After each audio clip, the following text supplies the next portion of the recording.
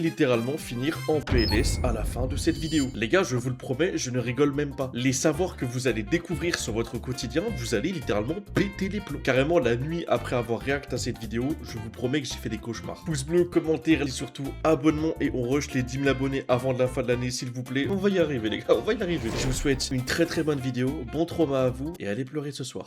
Il y a des choses qu'il vaut mieux ignorer. La curiosité humaine est un don, mais parfois, ça peut être une malédiction. Elle nous pousse à soulever des pierres qui cachaient des vérités profondément dérangeantes. Ce sont des faits avérés, des réalités biologiques ou des concepts philosophiques, une fois appris, s'installent dans votre cerveau et modifient à jamais votre perception du monde.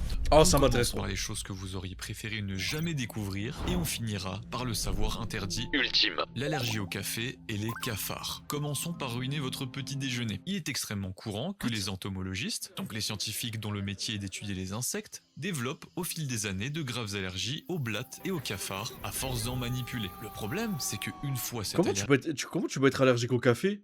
C'est genre mode le contenu dedans? Enfin, la caféine, quoi? Merci l'Otaku Diva pour ton 30e mois de sub! OMG! Merci beaucoup! Ça va? Merci beaucoup pour ton resub. Comment on peut être allergique au café? Déclarée, une partie de ces scientifiques découvre qu'ils font soudainement aussi des réactions allergiques violentes en buvant du café moulu industriellement. La raison est glaçante. Les immenses tas de grains de café stockés dans des gigantesques entrepôts agricoles peuvent aussi être infectés de cafards. Il est techniquement impossible de les trier à cette échelle. Les agences de sécurité sanitaire autorisent d'ailleurs légalement un certain pourcentage de fragments d'insectes dans la nourriture. Vous avez potentiellement ingéré de la poudre de cafard. Oh Bon appétit.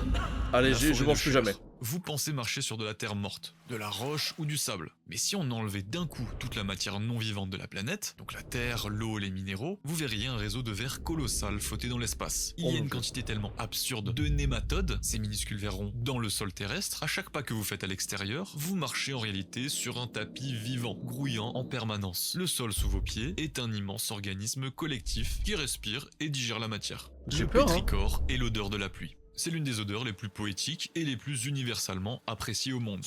Attends, la pluie, ça a une odeur ou pas? Attendez. Là, je suis en train de penser. Ça a une odeur, la pluie? Vraiment? En mode, tu sais, quand ça sent... non, mais ça sent l'humidité, quoi. Enfin, ça sent pas la pluie. Ça sent l'eau.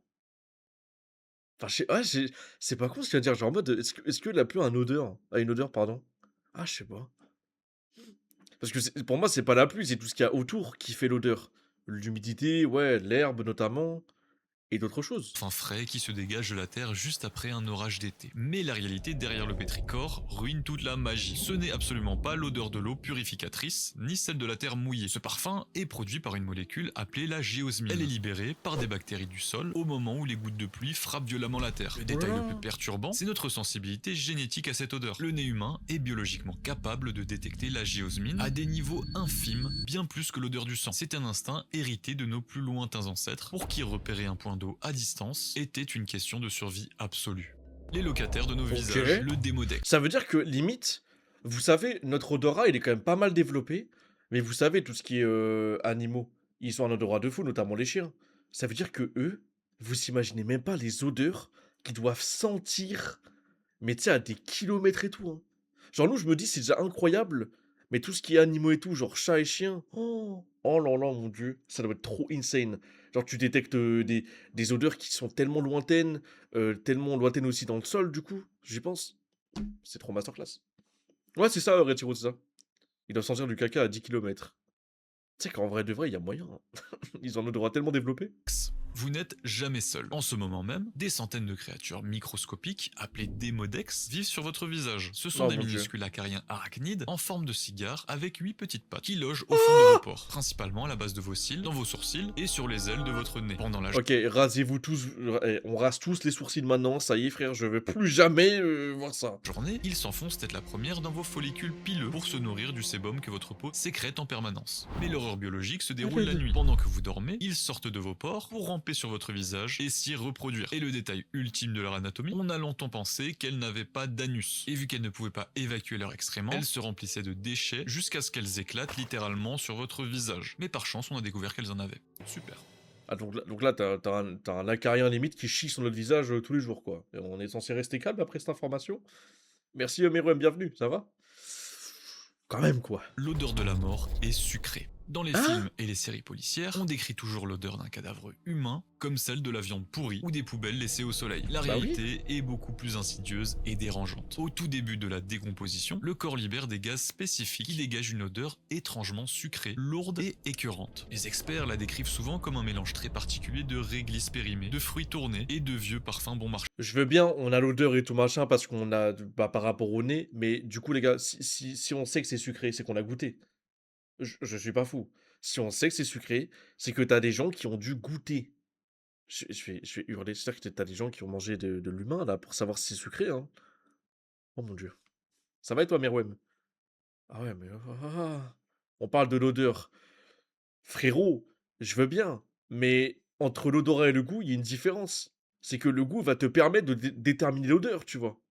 La cerise sur l'horreur est la réaction de notre cerveau. Cette odeur est chimiquement si unique et si signifiante pour notre instinct que si votre cerveau l'enregistre une seule fois dans votre vie, il la gravera à jamais. Vous la Oh, damn. reconnaîtrez instantanément, même des décennies plus tard, à la fraction de seconde où elle effleura vos narines au détour d'une rue. Le bruit de fond de votre Bah après, au moins, c'est utile dans le sens où, genre, en mode, si par exemple, bah, tu sais que si une odeur sucrée comme ça, tu sais qu'il y a un mec qui est mort pas très loin, quoi. Donc en vrai de vrai, ça peut aider la police ou les enquêtes à avancer, en vrai, c'est cool. propre cerveau. Le silence absolu n'existe pas dans votre corps. C'est votre cerveau qui l'invente de toutes pièces. En J'ai peur, la réalité, meuf, là. l'intérieur de votre crâne et de votre corps est un environnement extrêmement bruyant et chaotique. Votre cerveau filtre en permanence le vacarme incessant de vos propres organes en fonctionnement pour ne pas vous rendre littéralement fou. Sans ce filtre neurologique complexe, vous entendriez le sang circuler en torrent dans vos veines, le Oh là battement là. sourd et constant de votre cœur résonner au fond de vos oreilles et la digestion de vos intestins de manière totalement assourdissante. Mais le véritable cauchemar réside dans la fragilité de ce système. Si ce filtre naturel lâche, comme c'est malheureusement le cas dans certaines maladies rares, les patients entendent même le bruit de friction visqueux de leur propre globe Oh oculaire mon dieu. tournant dans leurs orbites. L'ingestion d'insectes à notre Wow. insu. Une célèbre légende urbaine affirme que l'être humain a Tu vois ça? Vous comprenez maintenant pourquoi j'en ai parlé tout à l'heure. Vous comprenez? Non, monsieur, il va jamais t'attaquer. Elle va manger l'araignée, elle va manger Théma, son gros bibiel de merde là. Son gros dard là. Elle va me l'implanter, frère. Salut Atia, ça va? Elle va me l'implanter dans mes veines, elle va prendre toute mon âme, frère. avale en moyenne 8 araignées par an pendant son sommeil. Ne vous inquiétez pas, Attends, quoi? Je vais tomber. propre globe oculaire tournant dans leurs orbites.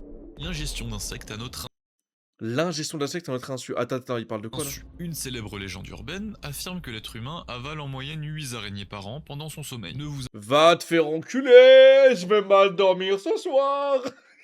Je vais mal dormir ce soir! J'ai peur de dormir la nuit maintenant. Salut Abdo, ça va? J'ai combattu contre la championne du monde. T'as gagné? Est-ce que t'as gagné? Non? C'est pas grave, au moins c'est bien. Elle a un snap? inquiétez pas, il s'agit d'un mythe. Parce que la réalité est bien plus massive. On n'avale pas quelques insectes par accident en dormant, on les mange parfaitement éveillés par kilo, sans jamais s'en rendre compte. La loi tolère officiellement une quantité très précise de fragments d'insectes dans la farine, le chocolat et les pâtes. Après, les gars, c'est des confiture, car fragments, il est donc on les sent pas. techniquement et financièrement impossible de les filtrer lors des gigantesques récoltes industrielles à la machine. Pire encore, de très nombreux bonbons, yaourts à la fraise, sirop ou rouge à lèvres tirent leur couleur vive d'un colorant naturel très courant, appelé carmin, souvent étiqueté E120. Ce colorant est exclusivement fabriqué en broyant et en faisant bouillir des millions de cochenilles, ces petits insectes Ouais. parasites des cactus. Bon appétit, deuxième fois. Ah bah merci à toi, L'origine bon de la vallée appétit. de l'étrange. La vallée de l'étrange ou l'Uncanny Valley est un concept bien connu en robotique et en animation. Il explique pourquoi nous trouvons certains robots humanoïdes trop réalistes, profondément effrayants et malaisants. Notre cerveau rejette violemment tout ce qui a l'air humain, mais qui ne l'est pas tout à fait. Mais le problème, c'est surtout l'origine évolutive de cet instinct. Nous avons peur du noir à cause des prédateurs nocturnes. Nous avons peur du vide pour éviter les chutes mortelles. Donc Bah, vous savez aussi, là, dans ce qu'il vient de dire, il y a un truc très véritable, et ça, c'est ultra dommage. Vous savez, des personnes qui sont atteintes, vous savez, d'une malformation d'un membre, du visage, etc. Donc, bah, sur un humain, quoi. Et bah, genre, en mode, c'est pour ça que t'as des gens, vous savez, des enfants qui ont peur parce que, bah, il y a une personne qui a qu'un œil, il y a une personne, elle a pas de nez, il y a une personne, elle a qu'un bras, vous savez. Et je pense qu'ils parlent de ça, notamment. Et c'est horrible. Parce qu'en fait, au final, quand on est gamin, on est innocent, on le sait pas. Tu vois? Mais quand on est adulte, et imagine, Quand t'es adulte et tu peur, ou alors genre en mode tu te moques de ces personnes-là parce qu'ils ont des malformations et tout, c'est qu'en vrai c'est grave, hein, leur vie elle doit puer la merde, hein. Elle a Insta, mais ça m'étonnerait. Bah tu vas me l'envoyer tout de suite sur Instagram, hein. On va aller voir si elle est vraiment championne du monde, là. Moi je pense que je pense que je gagne au judo. Krillin n'a pas de nez, je rappelle. Bah oui, Krillin a pas de nez. Est-ce que pourtant t'as les gens qui ont peur de Krillin? Bah non. J'ai fait une crise de panique, mais t'inquiète. Ah ouais? Faut pas paniquer, chef. Mon coach à l'époque, qui avait perdu un œil, et il faisait peur. Non mais voilà, mais ça le problème. C'est qu'il faut pas avoir peur, ça reste un humain comme toi. Si l'humanité a développé au niveau génétique une peur instinctive et viscérale des créatures qui ont l'apparence presque humaine mais qui imitent mal notre comportement, alors de théories effrayantes nous viennent en tête. L'une d'elles dit qu'à une époque reculée de la préhistoire, nos ancêtres auraient été chassés par quelque chose qui ressemblait exactement à un être humain mais qui n'en était pas Ouais, un. quand on était petit, La tu vois, sombre ouais. origine de la tronçonneuse. Oula. Aujourd'hui, la tronçonneuse est l'outil de base du bûcheron ou l'arme de prédilection des sanguinaires violents dans les films d'horreur. Mais son invention, Légèrement. à la fin du XVIIIe siècle, n'avait absolument rien à voir avec la coupe du bois. Elle a été inventée par deux médecins écossais pour faciliter les accouchements très difficiles. Oui, allez. Oh mon dieu, oh, putain. Oh mais si t'es une meuf et t'entends ça, ça fait peur, hein. Oh mon dieu. Ça facilitait les accouchements difficiles. Donc en gros, tu faisais un gros trou dans le ventre, hop, tu récupères le bébé, tu coupes le cordon, et après, hop là, tu remets le ventre. Oh mon dieu. Mais c'est horrible. L'époque, la césarienne était presque toujours fatale pour la mère en raison des Ah infections. bah Si un bébé là, était tu coincé, les meurs là. médecins devaient pratiquer une symphysiotomie. Cela consistait à élargir le bassin de la femme en coupant littéralement le cartilage et l'os pubien à vif, sans aucune anesthésie moderne. Aïe. Pour rendre cette procédure chirurgicale épouvantable un peu plus rapide, ces médecins ont inventé une chaîne équipée de petites dents coupantes actionnées par une manivelle manuelle. C'était la toute première tronçonneuse de l'histoire, un instrument d'acier conçu exclusivement pour trancher les os du bassin des femmes et veiller en salle d'accouchement. Les Oh, c'est papillons cardio d'être une femme à l'ancienne aussi, hein, putain. Les papillons boivent du sang. boivent du sang. On imagine toujours les papillons comme des créatures délicates, symboles d'innocence et de pureté, voltant Bleach. gracieusement pour ne boire que le doux nectar des fleurs. Mais en réalité, une grande partie des espèces recherchent activement des fluides beaucoup plus sombres, parce que riches en sels minéraux, en sodium et en acides aminés. Cela inclut de boire la sueur humaine, de s'abreuver des larmes d'autres animaux en détresse, de consommer de l'urine et surtout d'aspirer le sang des plaies ouvertes ou les fluides des cadavres d'animaux. Si un magnifique papillon très coloré se pose doucement sur votre bras ou votre visage, il ne cherche peut-être pas à vous dire bonjour, mais plutôt à boire votre sang. Je déteste les papillons à partir de maintenant. Je les déteste. C'est bon. Délicieux. Va bien manger. Votre système immunitaire ignore l'existence de vos yeux. C'est ce Hein? que la médecine appelle le privilège immunitaire. Vos yeux possèdent un système de défense totalement séparé du reste de votre corps. La raison évolutive est simple. Si votre système immunitaire classique devait combattre une petite infection à l'intérieur de l'œil, l'inflammation, la chaleur et le gonflement qui en résulteraient détruiraient immédiatement les tissus ultra fragiles de la rétine, vous rendant aveugle à la moindre conjonctivite. Pour votre système immunitaire, vos globes oculaires n'existent tout simplement pas. Si ce système de défense féroce venait à détecter physiquement l'intérieur de vos yeux, par exemple à la suite d'un traumatisme grave, il les considérerait immédiatement comme des parasites ou des corps étrangers mortels. Il lancerait alors une attaque auto-immune massive contre vos propres yeux pour les nécroser et les détruire méticuleusement de l'intérieur. Si vous regardez la radiographie intégrale du crâne d'un enfant de moins de 6 ans, ce n'est pas mignon, mais c'est une véritable vision de cauchemar. Les dents définitives ne se forment pas magiquement et ne poussent pas au fur et à mesure que l'enfant grandit. Elles sont déjà toutes là, préassemblées. Elles sont littéralement Wow. entassées, empilées et alignées dans une immense cavité béante située juste en dessous des orbites des yeux. Ouais, mais ça fait peur, hein, les radios comme ça, tu sais, où tu vois toutes tes dents, tu vois tout ce qui se passe au-dessus de tes gencives et tout. Putain, les gars, je vais trop mal dormir ce soir, hein. J'espère que c'est votre cas aussi, hein. Et au plus profond de la mâchoire inférieure. Tout enfant en bas âge porte littéralement un double dentier effrayant, grouillant de dizaines de dents dures cachées Effrayant. dans les os de son visage. L'ananas vous dévore en retour. Hein? Quand vous mangez un beau morceau d'ananas frais et que vous ressentez ce petit picotement sur la langue ou le palais, la plupart des gens pensent qu'il s'agit simplement du goût de l'acidité du fruit. C'est totalement faux. L'ananas brut contient une concentration massive de bromélaïne, une enzyme naturelle extrêmement puissante, dont la seule fonction est de détruire les protéines animales. En termes clairs, pour parler français, pendant que vous êtes en train de mâcher le fruit, ces enzymes vous mâchent en retour. L'ananas est littéralement le seul aliment connu au monde qui essaye de vous manger pendant que vous êtes en train de le manger. Le réflexe de Mais frérot, mais c'est pas possible, mais frère, mais je vais hurler. Lazare. C'est un phénomène clinique réel qui terrifie souvent les jeunes médecins et le personnel infirmier dans les unités de soins intensifs. Chez certains patients, en état de mort cérébrale, au moment précis, le cadavre peut soudainement lever les deux bras en l'air, les croiser lentement sur sa poitrine à la manière d'une momie égyptienne, ou même se redresser légèrement de manière saccadée dans son lit. Ce n'est pas un miracle divin, ni un retour à la vie, c'est un ultime réflexe nerveux, purement mécanique et autonome déclenché directement par la moelle épinière quand elle est dans un état de manque d'oxygène extrême. Le corps de chair réagit une dernière fois, comme une machine détraquée, alors que le cerveau et l'esprit sont déjà totalement éteints. Les tumeurs Waouh. tératomes. Il existe un type de kyste tumoral appelé tératome, un mot issu du grec ancien qui signifie littéralement tumeur monstrueuse. Ouh Comme là ces là. kystes sont issus de cellules souches un peu folles et déréglées, elles possèdent le code génétique pour créer presque n'importe quelle partie du corps. Et elles le font de manière totalement chaotique. Lors d'interventions chirurgicales, on a déjà extrait des tératomes volumineux cachés dans des ovaires ou des testicules qui contenaient en leur centre des dents humaines parfaitement formées. Dans d'autres, on a trouvé des longues mèches de cheveux emmêlées, du cartilage ou même des ébauches d'yeux Wouah, la photo, elle fait bader, hein. aveugles. Super.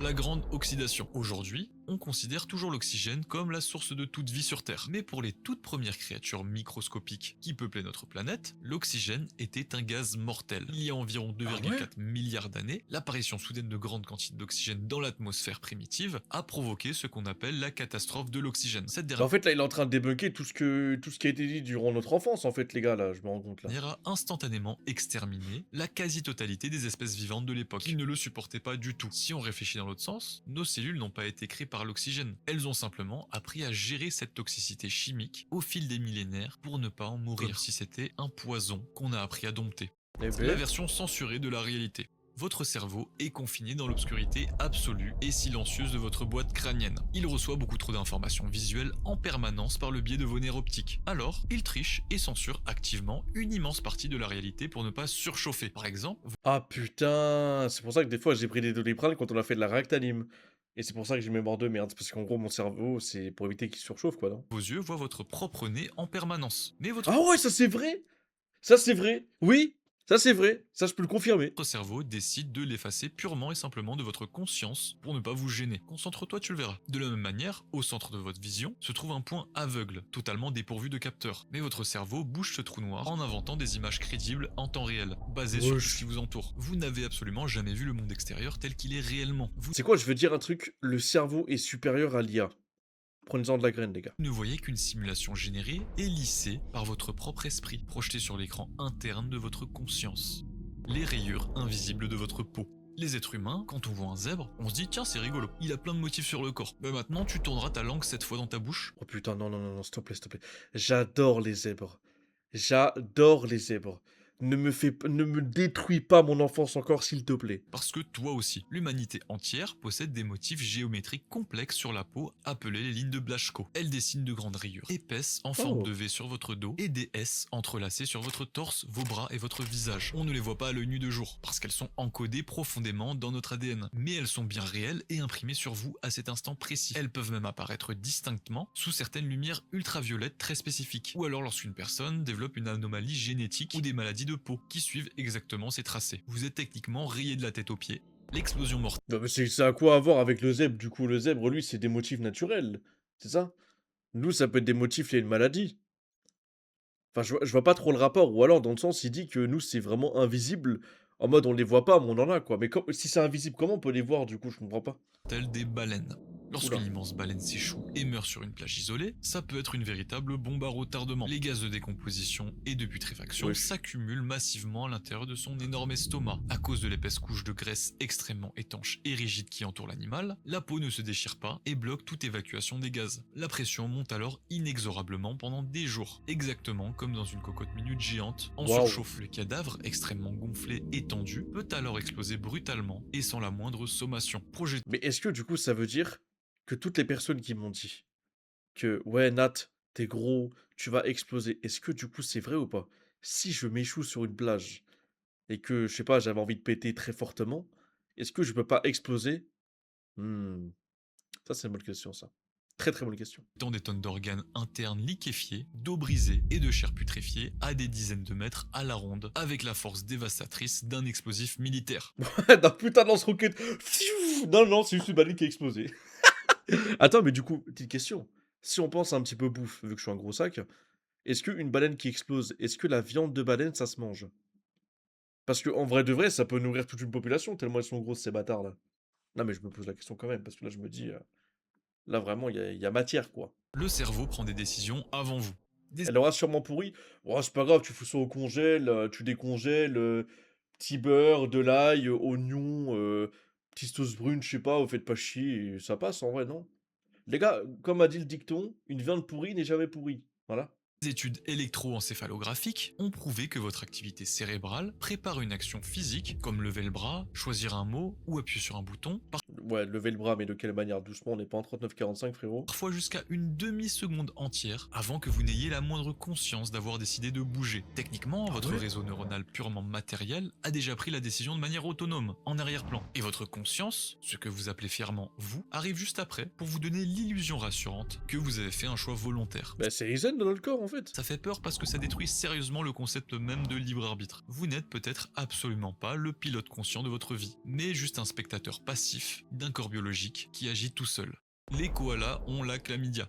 Voilà, je voulais juste vous prévenir. Derrière leur C'est apparence quoi de la petite chlamydia? peluche, il faut que le monde entier sache qu'une immense partie de la population sauvage de koala en Australie est lourdement infectée par une Non! souche agressive de la chlamydia. Voilà, bon, elle n'est pas transmissible à l'homme. Les anges de la mort. Mais c'est quoi la chlamydia? Faut les mais explique frérot, moi je suis là pour me renseigner. C'est quoi la chlamydia? C'est une, la chlamydia c'est quoi? Non, je vais voir, je peux pas. La chlamydia. La chlamydia. Sur les koalas. C'est quoi la chlamydia? Est une infec est une infection sexuellement transmissible qui menace gravement les koalas. En fait, c'est le sida, quoi. C'est le sida version koala, quoi. OK, d'accord, j'ai capté. Oh là là! Mais après, ils ont un vaccin. Mais ça va, frère, ils ont un vaccin. Ça y est, frère. On va pas être triste pour eux. Nous, on n'a pas de vaccin contre le sida. C'est bon, frère. Une maladie infectieuse. Oui, mais c'était en gros. Oui, en gros, c'est quand tu te fais infecter. C'est comme les zombies dans MW2. Mais ce que je veux dire, c'est que, genre, en mode. Là, c'est parce qu'en gros, c'est sexuellement transmissible. Et eux, ils ont un vaccin. Et pas les humains. Vas-y, frère. Je pense que je vais sauver le chat au lieu d'un enfant, finalement. Après ça, que ce débat, il fait lourdement très débat. C'est aussi une maladie qui existe chez les hommes. Bah, du coup, c'est le sida, non? Lors d'un arrêt cardiaque Attends, oulala, attends. Les anges de la mort? de la chlamydia. Voilà, bon, elle n'est pas transmissible à l'homme. Les anges de la mort. Oh putain, là, j'ai un peu peur. Lors d'un arrêt cardiaque imminent ou d'un traumatisme mortel, le cerveau en état d'alerte rouge libère une dose massive et foudroyante de sérotonine, de DMT et d'endorphine dans votre système nerveux pour contrer la panique primale et l'extrême douleur physique de l'agonie. Les visions spirituelles apaisantes, d'un tunnel de lumière blanche ou des images de votre vie qui défilent sont juste des hallucinations provoquées par un organe désespéré qui tente de donner un sens rationnel à On dirait le mec sur TikTok, là, vous savez, qui dit économie, économie, la team, je sais pas quoi, là. un système biologique qui est en train de s'éteindre définitivement. C'est poétique mais aussi extrêmement terrifiant. Le faux vide, l'univers entier dans lequel nous flottons, pourrait Oh, se j'adore ce genre de détruire à vidéo. la vitesse exacte de la lumière sans la moindre sommation. C'est Pour une théorie l'espace. physique et étudiée sérieusement par les astrophysiciens quantiques. La désintégration du faux vide. Si notre Ok. univers ne se trouve actuellement dans son état d'énergie le plus bas et le plus fondamentalement stable, une simple anomalie quantique aléatoire pourrait faire apparaître n'importe où et à n'importe quel moment une bulle de vide parfaite. Cette bulle d'annihilation absolue s'étendrait alors inexorablement dans toutes les directions à la vitesse de la lumière, Waouh. altérant et détruisant toutes les lois de la physique. Et puisqu'elle voyagerait à la vitesse de la lumière, on ne verrait même pas la mort approcher. On cesserait juste simplement d'exister et c'est Bah, en vrai, c'est la meilleure des morts, hein. Il y a des gens qui disent en mode, ouais, je préfère mourir un tel ou un tel comme ça, je sais pas quoi. Bah, moi, je préfère mourir du vide. tout. L'insomnie fatale familiale. Oula. La médecine moderne sait combattre les virus, les bactéries et les parasites parce que ce sont des organismes vivants. Mais il existe un ennemi biologique absolument impossible à tuer et c'est le prion. C'est simplement une protéine humaine mal pliée. Lorsqu'un prion touche une protéine parfaitement saine de votre cerveau, il la force mécaniquement à se plier de la mauvaise manière, Ah, merde. déclenchant une réaction en chaîne inarrêtable qui transforme la matière grise en éponge. L'une des maladies héréditaires causées par ce prion est l'insomnie fatale familiale. Un jour, à l'âge adulte, le patient perd progressivement mais définitivement la capacité physique de s'endormir. Même le sommeil Non, mais mec, c'est Barbe Noire ou quoi? somnifères les plus puissants n'ont aucun effet. C'est la zone même du cerveau gérant le Mais c'est sommeil horrible. qui est physiquement détruite. La victime reste alors éveillée de force pendant des mois entiers, basculant entre cauchemars et hallucinations, Oh et mon ce Dieu. jusqu'à la mort. Le syndrome Oh. d'enfermement. À la suite d'un accident vasculaire cérébral, si ce dernier touche une petite zone très précise appelée le tronc cérébral, un patient peut se réveiller du coma dans un état terrifiant de paralysie motrice totale. Ce syndrome coupe absolument toutes les commandes du corps. Le patient ne peut plus bouger les bras, les jambes, le cou, ni même les muscles de son propre Oh visage. dur. Il ne peut plus parler, ni mâcher, ni respirer de manière autonome sans l'aide d'une machine. Pourtant, le cortex cérébral, la partie supérieure du cerveau, est responsable de la conscience, est resté totalement intact. La victime est éveillée et lucide à 100%. Elle entend parfaitement les conversations des médecins, elle ressent la douleur de l'aiguille, mais elle est devenue prisonnière à l'intérieur de son propre cadavre chaud. Mais Le c'est seul et horrible. unique moyen de communiquer qui lui reste est le mouvement vertical de ses paupières. Mais attends, mais du coup, c'est-à-dire que les personnes comme ça, ils peuvent pas écrire du coup? La seule manière de communiquer, c'est juste avec des clins d'œil?